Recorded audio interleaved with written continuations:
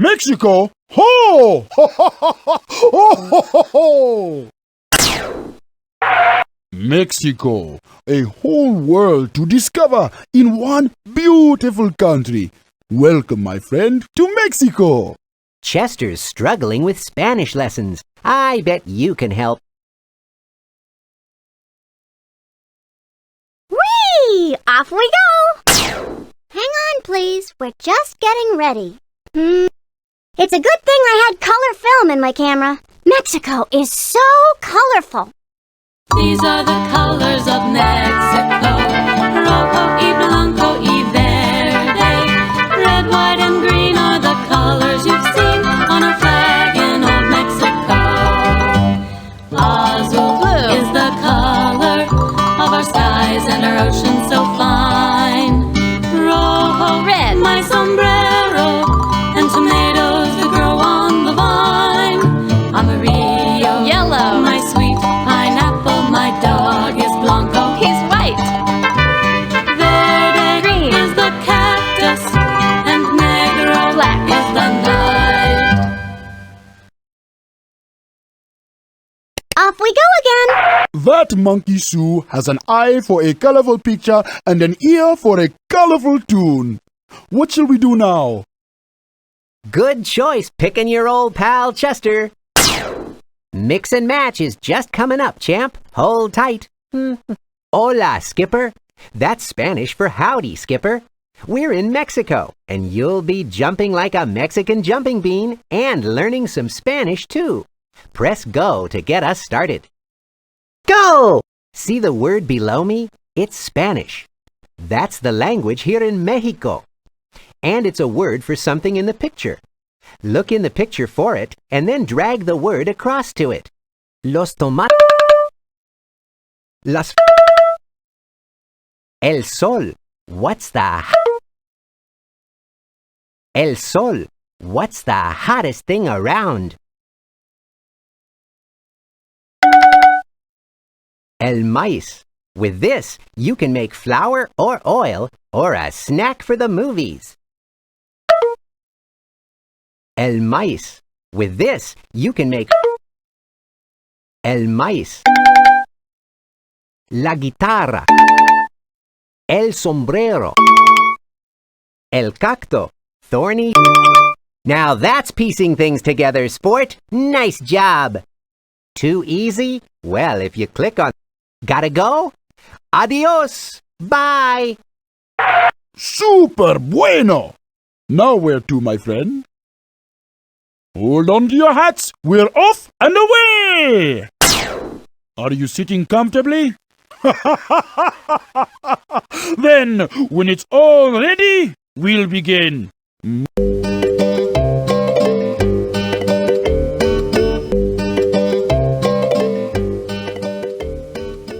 Long ago, in the land of the ancient Aztecs, there lived a young boy with a vibrant imagination.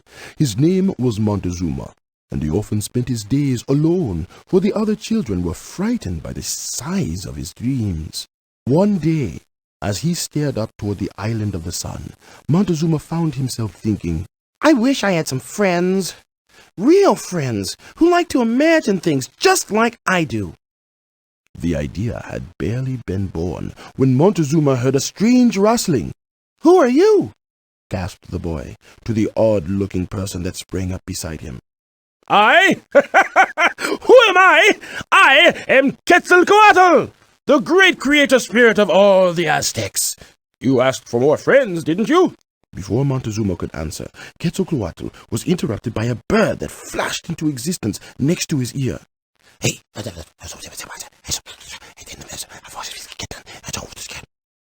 and she needs this right now? The little bird seemed to think so. So Quetzalcoatl turned to Montezuma and said with great solemnity, How about a rain check? As the spirit dissolved, he made one request of the boy.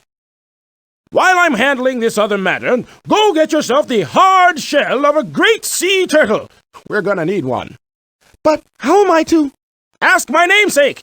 She lives around here. She owes me. With that, Quetzalcoatl popped back to the great beyond, and Montezuma looked round him with a searching eye. can you help him find Quetzalcoatl's namesake?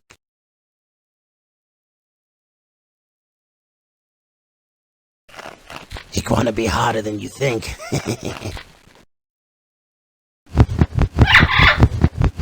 Yes! It is I!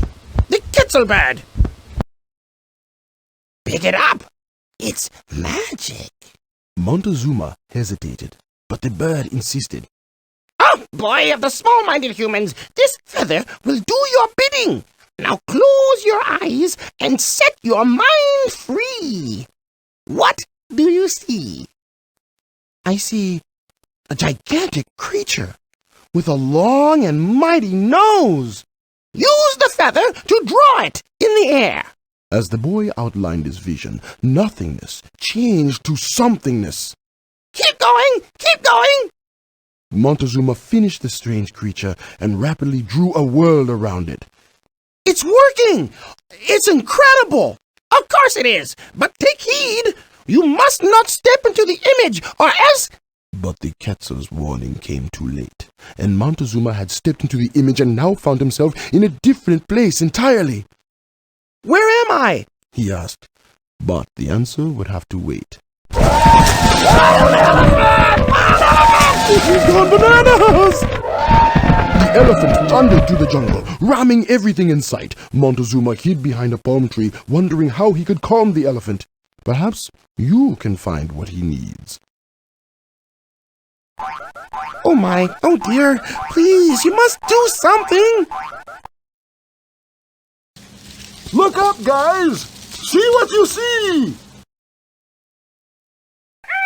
When they get this way, they're impossible.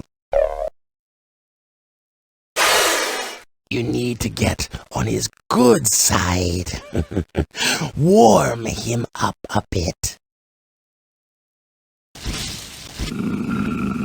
Maybe he'll just burn himself out.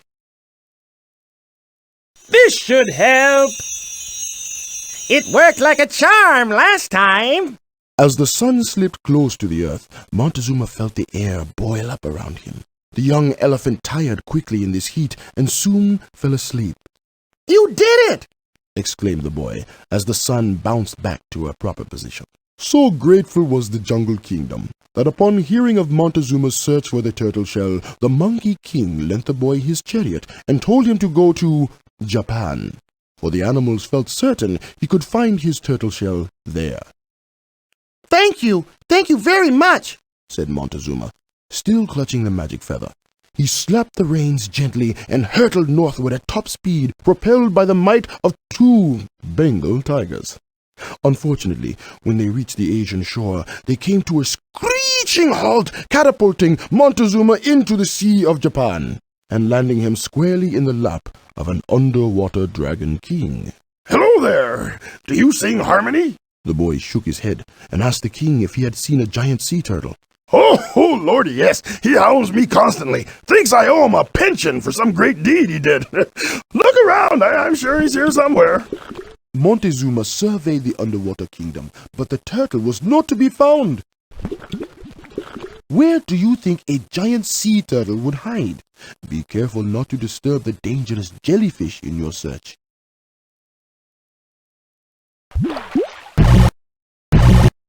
Oh no! The dangerous jellyfish has been disturbed! Look, it's nothing personal, but I don't like people poking at me. Its powerful sting sent Montezuma flying out of the water with such force that he dropped his magic feather. He landed on a deserted island, but he was alone, without friends or his magic feather.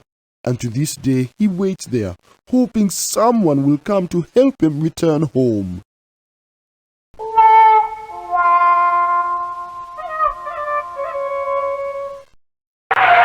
Day of the Dead!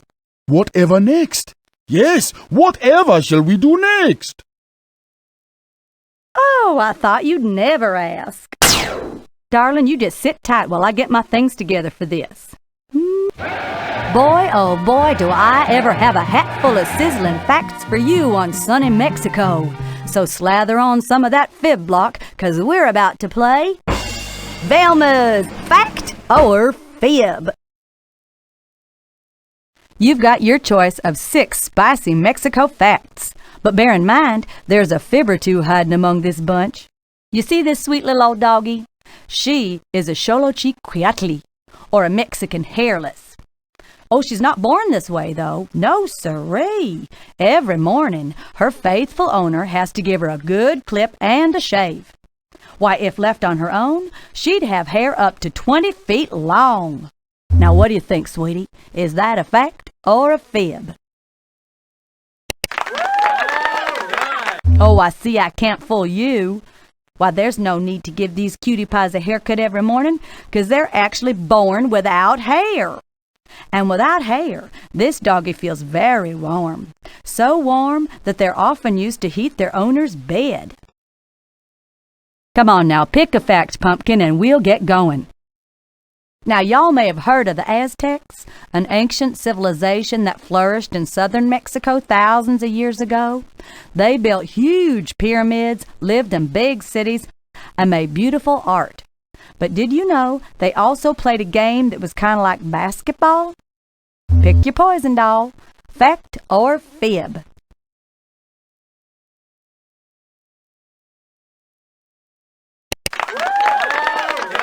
Hey, put her there, Pumpkin. You're absolutely right. The Aztecs really did play a game similar to basketball that they called tlachtli. You had to get the ball through rings cut out of high stone walls. And the hardest part about tlachtli, however, aside from saying it, was you couldn't use your hands or feet, only your shoulders, your knees, and your hips.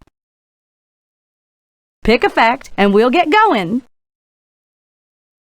I'll bet you didn't know that each November in Mexico, all the skeletons of dead people rise up out of their graves and have a party. They ride bicycles, play drums, and even get married.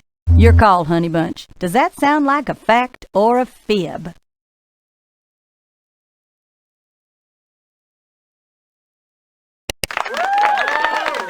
Nice job, Sugar. You sure know how to sniff out a fib. Now, although Mexicans celebrate with papier-mâché skeletons, the real skeletons stay put during the celebration known as Los Días de los Muertos, the Day of the Dead. Oh, it's a happy time when families remember those who have died by sprucing up all the grave sites in the cemetery and having a picnic. Click on any one, and this is how Mexico City looks today. It's the 4th largest city in the whole world, with big old streets and more than 10 million people. But strange as this may sound, most of Mexico City used to be underwater. Now what do you think, Sugar Pie? Is that a fact or a fib? Oh dear, wouldn't you know it, there really was water there. See, back when the Aztecs first built Mexico City, then known as Tenochtitlan, it was constructed on an island in the middle of Lake Texcoco. But once the Spanish invaders conquered the Aztecs, they drained the lake and began building the town that we know today as Mexico City. Click on any picture. During the winter months, the monarch butterfly drives a big old Buick down to Mexico to get out of the cold weather. Once there, the butterfly really whoops it up and gets in lots of trouble with the local policia. So what do you think, Sweetie Pie? Is that a fact or is that a fib? Well, hey, you are one smart cookie. Monarch butterflies do like to get out of the cold, but they don't drive to Mexico. They fly. And they're long-distance champs, too, sometimes flying up to 2,000 miles. Why, they fly in big old groups, covering the sky with their beautiful black and orange wings. Click on any picture and that prickly-looking plant is called a cactus, and they grow all over Mexico. Now, you sure don't want to touch them, 'cause those little spines, oh, they hurt like the dickens. But did you know that you can eat cactus? Oh, now what do you think? Fact or fib? Oh, you must be wearing your thinking sombrero. That's right, you can eat a cactus. And many people in Mexico do eat certain kinds of cactus. Of course, you gotta scrape the spines off first. And not only that, Mexicans use cactus in other ways too, like grinding up the seeds for cake meal or making red food dye from the flowers. Click on any one and we'll get... Well, those fibs had you jumping like a Mexican jumping bean. But what do you say we go and find the others now? The fib machine's been working overtime. Let's give it a break and trot along to another activity. Okay, let's go. Hey, wait a sec. We'll be playing in no time. Well, hey, guess what? It's Maida's 5th birthday, and we get to throw her a traditional Mexican birthday party with a piñata. Oh, that is the straw thingamabob hanging from the ceiling? Yeah. First, we'll stuff it with all kinds of special things, and then we play a game where we try to break it open by hitting it with a stick. No kidding. So click on my belly, and we'll get going. A whistle, beep, for blowing and putting in the piñata. Toot toot, a trumpet. Wanna put that in the piñata?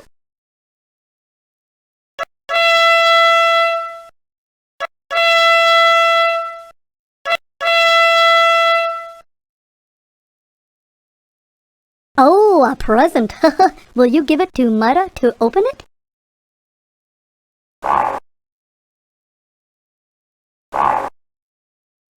I bet you could squeeze something else in. Go on. Yeah, stuff it. Oh, we can put that present in the piñata.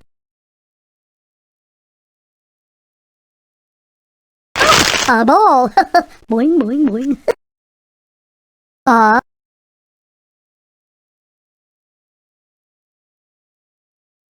Oh, a doll.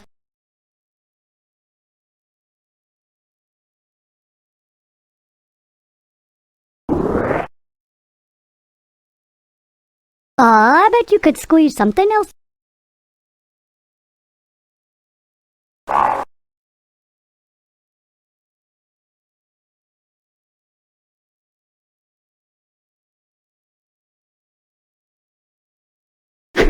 Go on. I bet you next time you'll do it. Yup.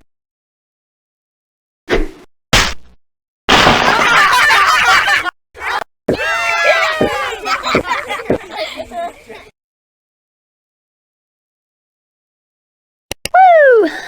What a party! Bye-bye, Maida. Feliz cumpleaños. Happy birthday. Little Bungie has a belly full of amazing things. Now what shall we do?